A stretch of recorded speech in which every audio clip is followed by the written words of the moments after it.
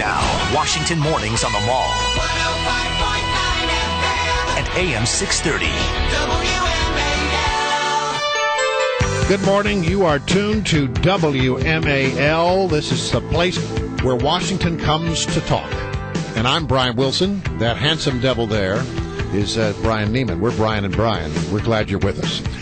We're joined by James Carafano, the director of the Douglas and Sarah Allison Center for Foreign Policy Studies over at the Heritage Foundation. And good to have you with us, James. How are you? Good to be with you.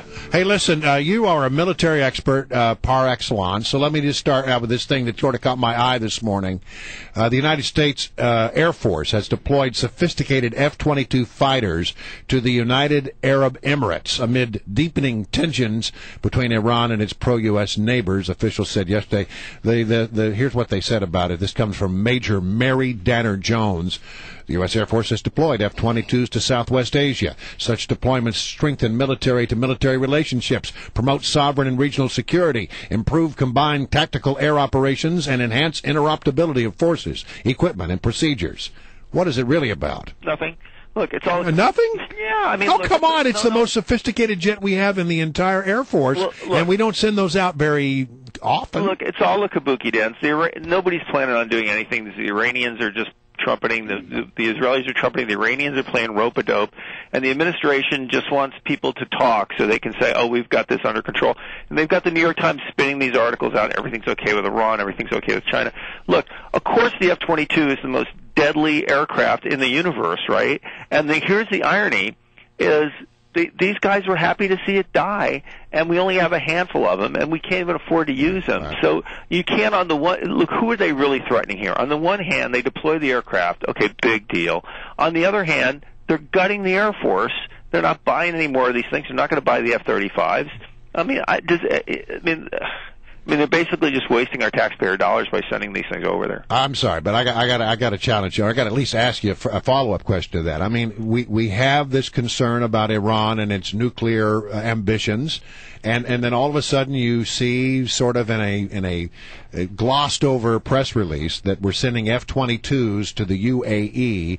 It seems to me that if I were a suspicious person, I would say, man, they're leaving themselves a lot of options in case things get a little tense there.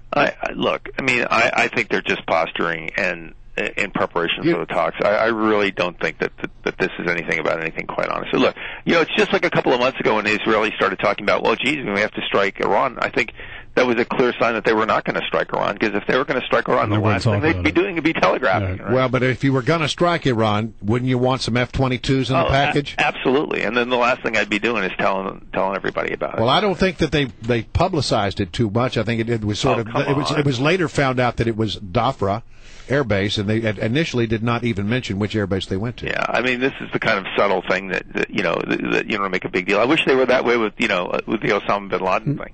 Yeah. A little more circumspect. It would give them a little more credibility. See, they got guys you thinking now, right? If they were more circumspect about these things, instead of being so heavy-handed about it, they make it a little more street cred. All right, so we're a year from the death of bin Laden now. The State Department, an unnamed official, said the war on terror is dead, but then you had somebody in the administration the other day say, the war on terror is real.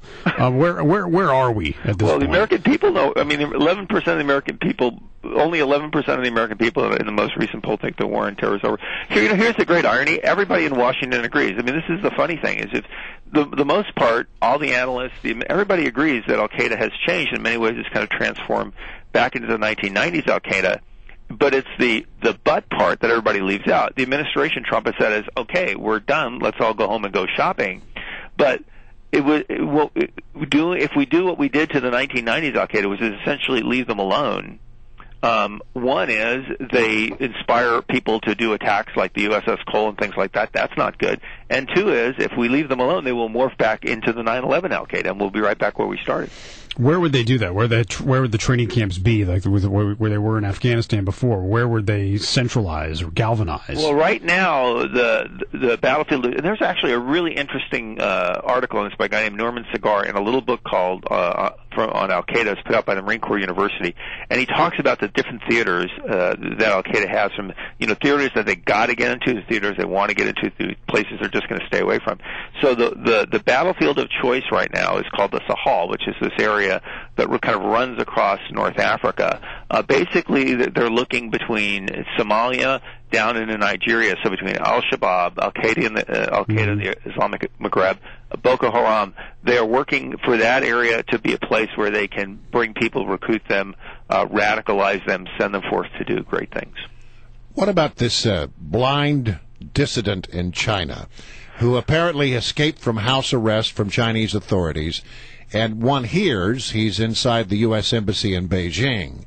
Very interesting story. Do you know much about it, and is it something that could balloon into something more serious? Well, I don't think it will, because I don't think either side really wants it to, but this is, in a sense, welcome to the 21st century. Look, China is a country that we do a lot of business with. Internally, they are a very bad actor. That's never going to change. America is a country which does business with almost anybody as long as you're not a genocidal dictator. But on the other hand, we know that these countries that suppress human rights and freedom, they're not good for themselves, and they're not good partners for security and peace and stability. So we're going to have to be confronting the Chinese over these issues for decades, or until this Chinese government changes. So this is we got to kind of get used to this as business as usual. The last thing we need to be doing is kowtowing on human rights with countries like China and Russia. But on the other hand, I don't think the Chinese right now are really interested in a big confrontation. So I think everybody's going to try to find a way to kind of muddle through this. You know what that is yet? Can you see it coming? Yeah, I think that guy's in for a long stay at the embassy. One more thing on the Bin Laden thing. It was said that there was a treasure trove of information in that compound. Is that accurate a year later? I mean, have we acted on that? Did we really get treasure trove of information? Well, I think most of what we learned, I mean, there was pretty clear there was some contact information that they got. When we can see that from kind of subsequent operational activities that they had. But most of what we learned is really how out of touch Bin Laden was, and how he had, in a sense, been kind of semi-retired. And most of the plots and things he were talking about were really kind of him daydreaming. They didn't really have any capacity or any signs that was actually being operationalized. So what it really tells us, quite honestly, is that what we are commemorating today is an act of justice. I mean, getting Osama bin Laden was justice for the crimes that he committed. But in terms of materially affecting the future of Al-Qaeda and the transnational terrorist threat, not so much. So is the bigger concern today the rise of possible Islamic states in the Middle East versus Al-Qaeda? And by that I mean Egypt. Who knows what's going to come out of Libya and maybe even Syria down the road? Well, I think there are three. One is, I think the rise of Islamist states are antithetical to U.S. interests in peace and stability in the Middle East, which could be a future Egypt, could be a future Libya, could be a future a lot of countries. Mm-hmm. The other, I think, is in a sense the franchised terrorism, which I do think we have to worry about, which was I think a concern in the 1990s. And the third, and this is the one that actually concerns me most, is my great fear is we're going to take our foot off the gas pedal, we're going to declare victory, and Al-Qaeda, which is in many ways looks very, very similar to the Al-Qaeda we had under Bill Clinton today, that we will back off just enough so they'll come back in Afghanistan, they'll get set back up, they'll declare a victory, we survive the attack from the Great White Satan, and we'll be right back to where we were before 9/11. All right. Jim CARAFANO, good to have you on as always. We